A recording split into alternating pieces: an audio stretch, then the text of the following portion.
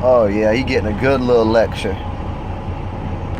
Yeah, that jockey truck, he getting a good little lecture. That police over there tearing him up. They tearing him up. Yeah, you get him. He was probably going 50 miles an hour coming down these little 20-mile-an-hour streets. I appreciate the Port Police. I appreciate that guy. Because you know what he's doing? He's keeping morons like that in bay. No pun intended. In the ports right now, just I'll put it on Port Vision for a second. Talk in the background. It is Thursday, the last day of November 2017, creeping up on the end of 2017.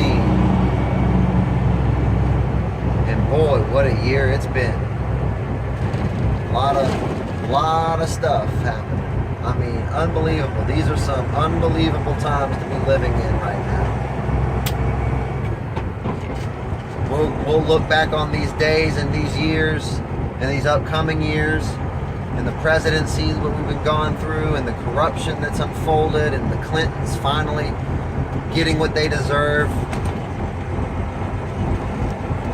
from temporarily saving the United States from a global takeover, from the global agenda and the global elite, preserving prosperity and freedom for as long as possible, knowing it's going to be taken from us violently at any moment. They have new supersonic weapons that the elite have now. They could just fly over you with 5G sonic booms and press a button and everyone just kind of falls out and they don't wake up. Yeah. They're talking about just going ahead and just doing us over because we're getting too resistant. And they're failing, so you know they can't. They will not accept failure. They will do. If they have to, they'll just kill us.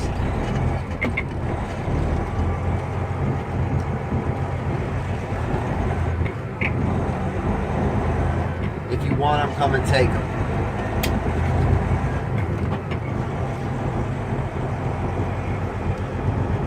Ports are wide open today. You can smell Christmas around the corner. You'd think we'd be real busy for Christmas, but it's actually the months before Christmas that we're busy stocking up the stores. And then once December comes, that's when we slow down. And then January hits and the ports really slow down as China goes through their new year. So if you're an experienced trucker out here in the ports, you know you better have some money saved up because it's about to be a drought. And that's when you gotta kind of like bank on your side hustles. You just can't have all your eggs in one basket, so to say. You gotta be diversified. Diversify your portfolio, young man. And I'm not talking about stocks. You can get into stocks if you'd like. I personally don't do it. I just don't do it. I'm not saying they're bad, I'm just saying I don't do it. Just not interested in it. I only do stuff I'm interested in. Well, you can make money in portfolios, in stock portfolios. I understand that. Do you understand me that I'm not interested in money? I mean, I'm interested in feeding my family and having what I need, but I got what I need. And I'm far from being broke. So, why am I going to go invest in some stocks and risk my money when I know I got the safe route right here, the long-term bread, where I know I'm eating? I don't need to try to get rich. I am thinking about investing in Bitcoin, cryptocurrency, yeah. I got a lot of them. Bitcoin's the biggest. Back in 2013 when Bitcoin was first created, it was 20 bucks a coin. So now,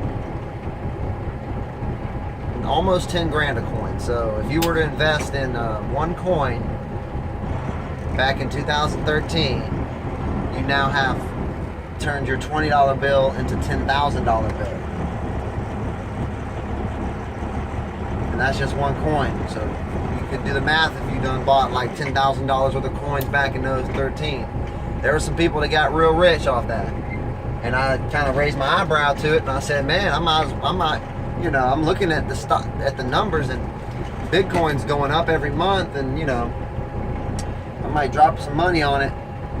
But with Bitcoin, you got to drop a minimum of 10 grand on one coin. So I don't have 10 grand. So I'm about to either choose another cryptocurrency company or just say forget it, or save up 10 grand and get the Bitcoin.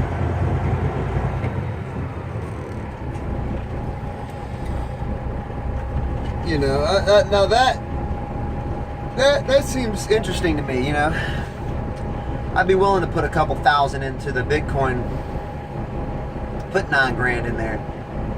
Look at it where it's at in 10 years. You look at it and there's $20 million in there. Could you imagine? And if I had 20 million, I would probably put half of that into real estate. I'd buy $100 million worth of rental complexes, not houses, but I'd buy full-size rental complexes with. Why didn't that guy help me out? That crane guy, he just passed me. That's alright. I'd probably buy $100 million worth of real estate complexes and just put, maybe buy a new Toyota or a Honda or something and Uber drive on the side for fun, and maybe buy a couple more trucks. I'd put all my money in investments, or at least half of it, and then keep 500, 600, 700 million. I meant 70 million in the bank in a a high interest rate savings account, and just let it sit there. No, I'd buy gold. I'd buy like $40 million worth of gold and just let it sit. Yeah, that's what I'd do.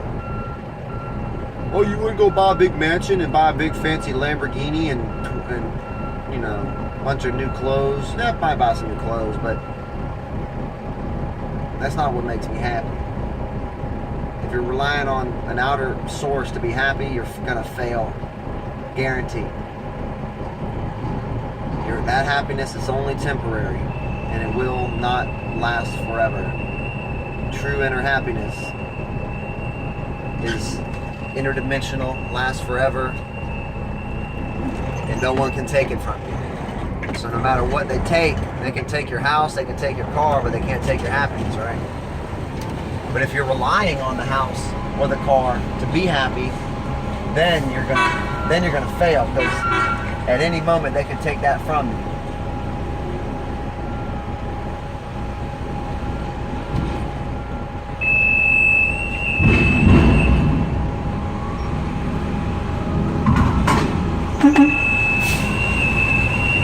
I always thank the crane guy when I'm done. Give him a little 2 bumps of the horn, a little toot toot. Thank you. And then the other guy, you're welcome. Horn talk. Man, we got that horn talk out here in the course. What you know about that horn talk?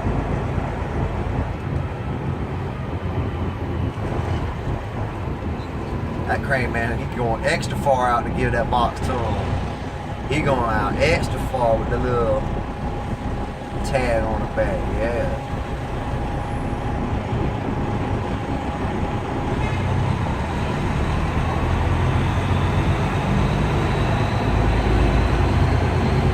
I like coming in here in the morning. It's not as crowded, and the sun's glaring off of the containers, and just kind of misty, even though most of that mist is tire dust. Oh yeah, you're inhaling tire dust. You better keep your windows up most of the time. Make sure you got a good air filter in your truck. Keep the toxins out. Stay away from processed foods, gluten, fried foods. Eat whole foods. And supplement and exercise. Think good. Drink water. I promise you won't have to see a doctor. I gotta go see my doctor. You know what a doctor does when he diagnoses you with diabetes or a long-term illness? He goes into his doctor's office and he does a little celebration dance because he knows for the next 25, 30 years he just made $700,000 off you long-term. That's why they don't tell you about nutrition in the doctor's office. Why would they? Money's the root of all evil, right? Why would they tell you the proper way to eat and what to take, to take vitamin and minerals to cure what you got, and then that you don't come back? Or they can just give you an insulin shot until you degrade worse in health, and then they put you on a dialysis machine.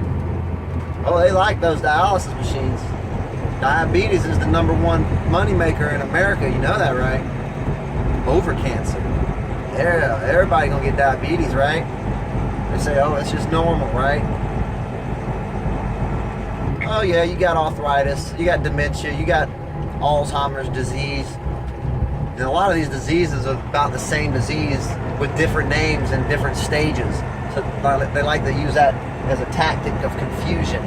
You know, the doctors like to use the tactic of confusion and ignorance on certain terminology and knowledge in the medical field, which is really a bunch of bogus bull crap. It's really, they should call it how to chemically poison people and how to monopolize people and make as much money as possible off of feeding off of people's misery. That's what doctors really do.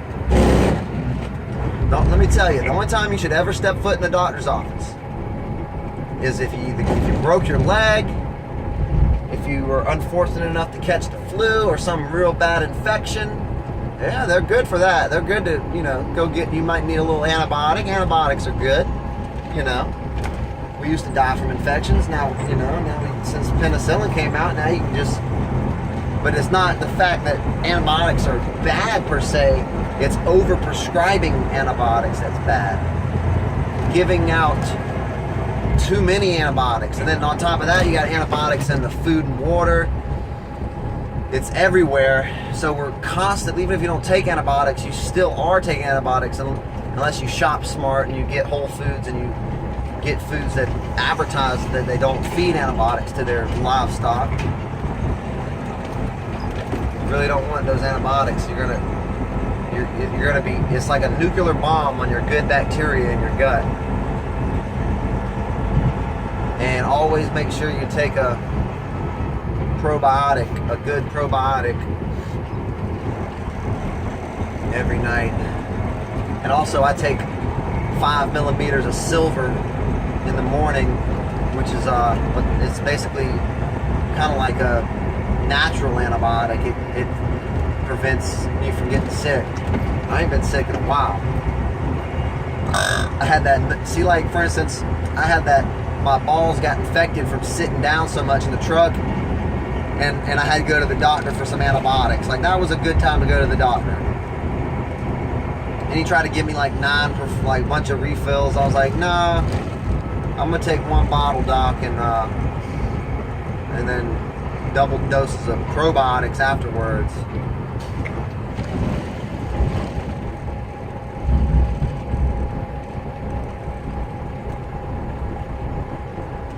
Yeah, they say, oh, you got dementia, you got Alzheimer's.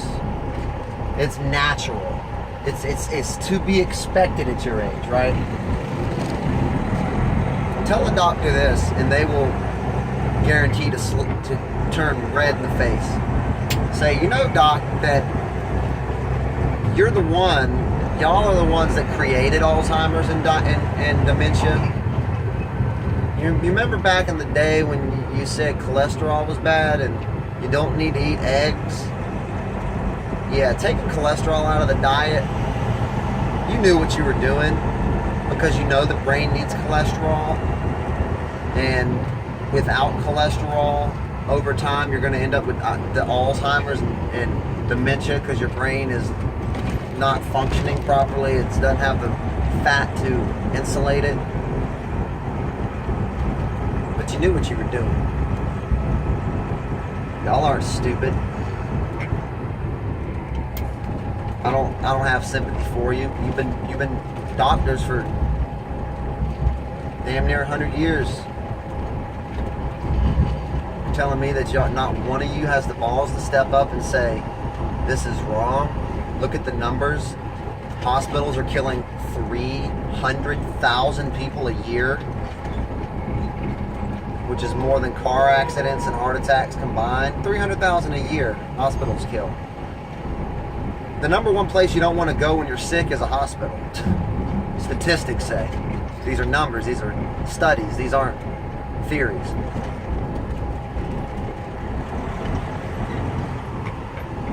I'm rambling. Well, it's never rambling when it's important information. But who am I rambling to? A camera with no audience. So who's really crazy? I don't know. Maybe it is me. If it's crazy to want to learn and want to like prosperity and longevity, then call me cuckoo. Put the stray jacket on me, because I'm about as crazy as they come.